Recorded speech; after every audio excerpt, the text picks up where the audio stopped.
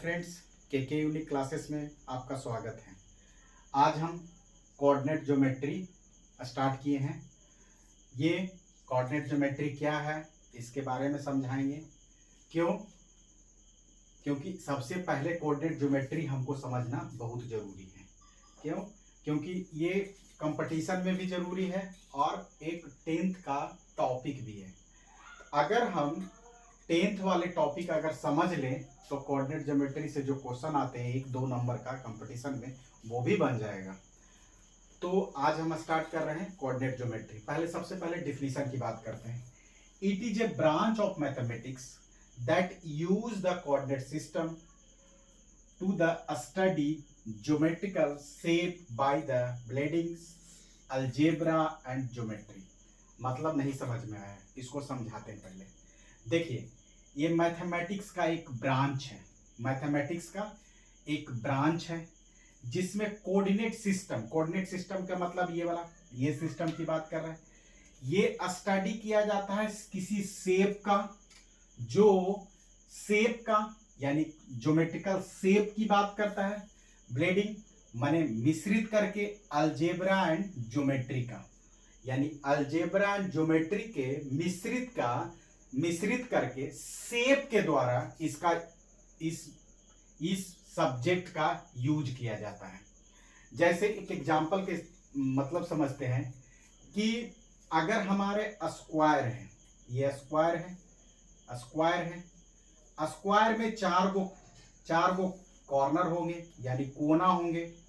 तो 4 गो कोना होगा। अगर इसका हम एक्स और वाई एक्सिस खींचें तो इसका कोऑर्डिनेट पॉइंट कुछ और होगा, इस कॉर्नर का कोऑर्डिनेट पॉइंट कुछ और होगा, इस कॉर्नर का कोऑर्डिनेट पॉइंट कुछ और होगा और इस कॉर्नर का कोऑर्डिनेट पॉइंट कुछ और होगा।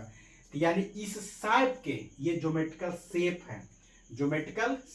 है जिसको अलजेब्रा एंड ज्योमेट्री से, अलजेब्रा की बात करते हैं। तो जैसे इसमें कौन सा, जैसे हम कहें कि यहाँ से कि इसका कितना डिस्टेंस है, यहाँ से कितना इसका डिस्टेंस है, तो ये किसकी बात करता है? ये अलजेब्रा की बात करता है। और ये शेप की बात करता है जो ज्योमेट्री में पढ़ा हुआ है। तो इसी के मिश्रण करके एक कोऑर्डिनेट ज्योमेट्री का ब्रांच बना।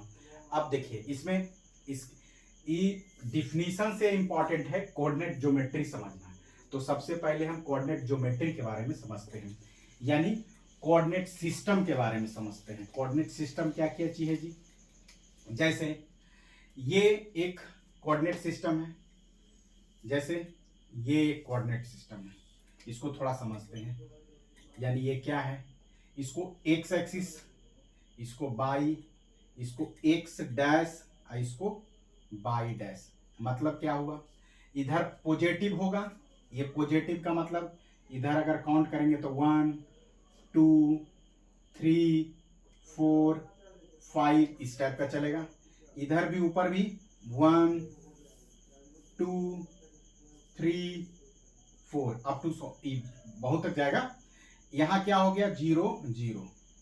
यहाँ -1 -2 -3 -4 -5।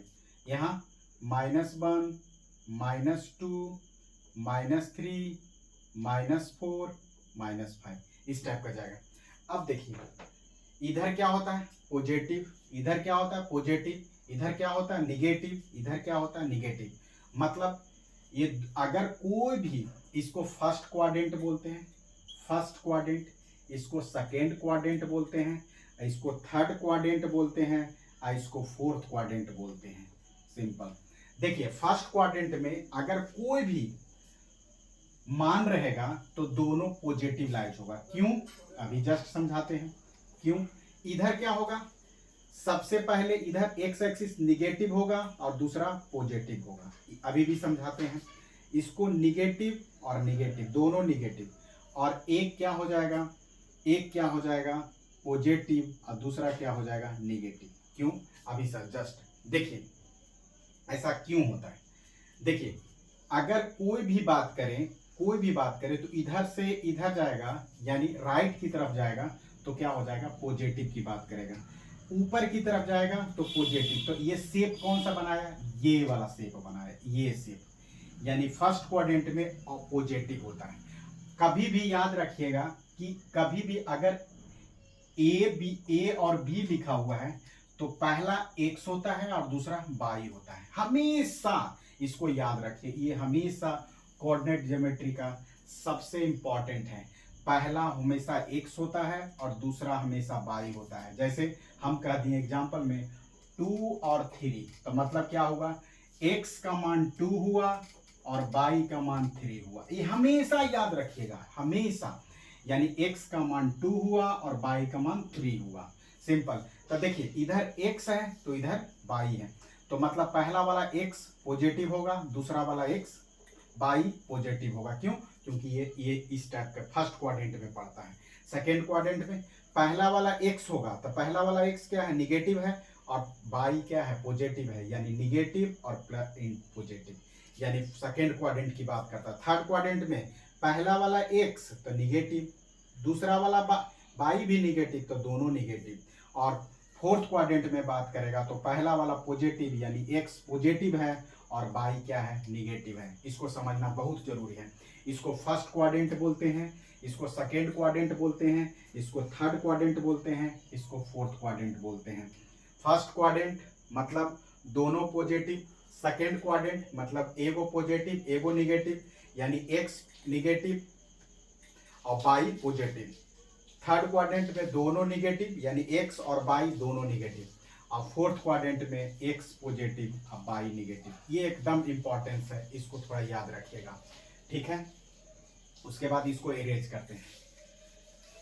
उसके बाद देखिए कोऑर्डिनेट ज्योमेट्री में सबसे बड़ा, यानी अगर हम कहें कि कोई कोऑर्डिनेट ज्योमेट्री है, कोऑर्डिनेट ज्योमेट्री में यानी कोऑर्डिनेट सिस्टम में अगर हम कहें कि 2 और 2 कहाँ लाइज होगा, तब बोलेंगे कि 2 और 2 कहाँ लाइज होगा, तो x भी पॉजिटिव y भी पॉजिटिव, यानी 2 और 3 कर देते हैं। अगर थोड़ा सा कंफ्यूजन है तो 3 कर देते हैं।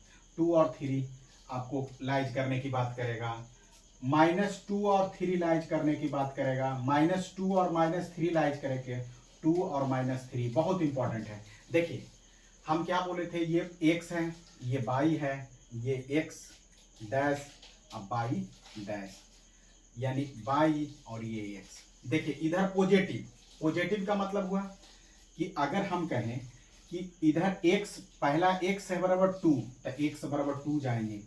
देखिए इधर 1, इधर 2, इधर 3, इधर 4, इधर 5, फिर से कर देते हैं 1 2 3 4, फिर इधर -1 -2 -3 -4 -5। देखिए यहाँ बिंदी होता है, मैंने पॉइंट होता है, हम थोड़ा दिखेगा इसलिए हम नहीं लिख रहे हैं।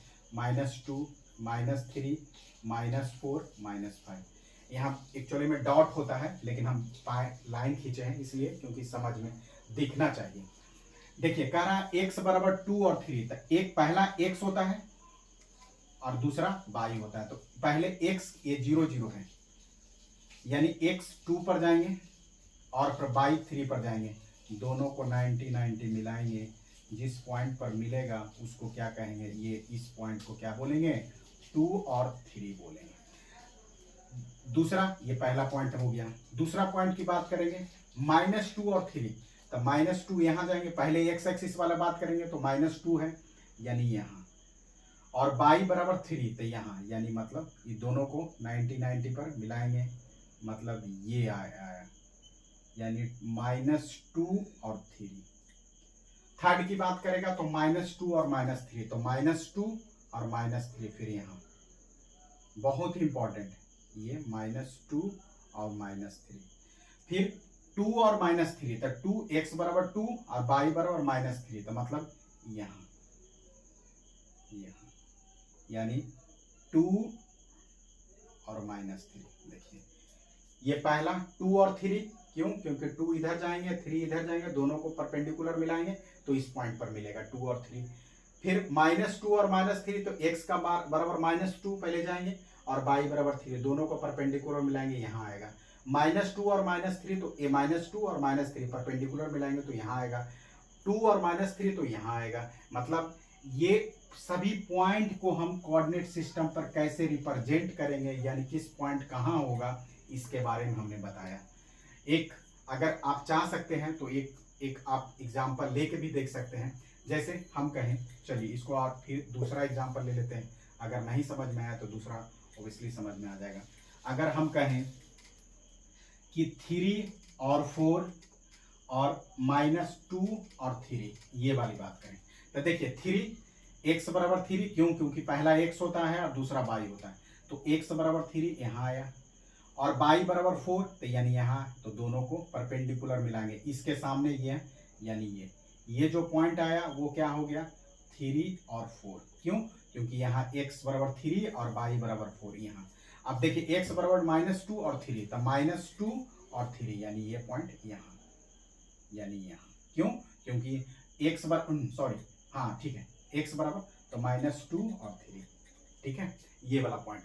तो ये चीज आपको समझ में आ गया, सिंपल। अब इससे आगे बढ़ते हैं, देखिए आगे बढ़ते हैं। उसके बाद हम कोऑर्डिनेट सिस्टम में एक चीज समझते हैं, बहुत अच्छा। देखिए अगर कोई भी कोऑर्डिनेट सिस्टम है, ए और बी लिखा हुआ है, तो जो एक्स एक्सिस का डिस्टेंस होता है उसको अब्सीसा बोलते हैं, और बी यानी बाई एक्सिस पर जो डिस्टेंस होता है उसको ऑर्डिनेट बोलते हैं, ऑर्डिनेट बोलते हैं। ए बराबर यानी मतलब क्या कहेंगे कि अगर कोई भी कोऑर्डिनेट सिस्टम है, यानी एक्स एक्सिस पर जितना भी डिस्टेंस होगा, मतलब यहाँ से लेके अगर हम कहेंगे 2 और 3, तो मतलब यहाँ पर 2 होगा, यहाँ से लेके यहाँ तक डिस्टेंस कितना होगा, 2 होगा, और 3 की बात करेंगे तो यहाँ से डिस्टेंस क्या हो जाएगा, 3 हो जाएगा। तो इसको क्या लिखेंगे, अब शीशा, अब शीशा,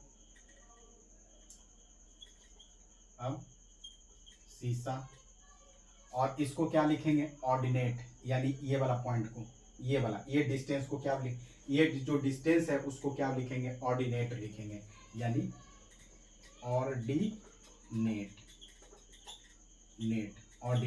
इसको अब्सीसा, ये डिस्टेंस को अब्सीसा, इस डिस्टेंस को ऑर्डिनेट बोलेंगे, सिंपल। अब थर्ड की बात करें, अब थर्ड क्या, अब इसमें एक सबसे बड़ा इंपॉर्टेंट है कि डिस्टेंस फार्मूला।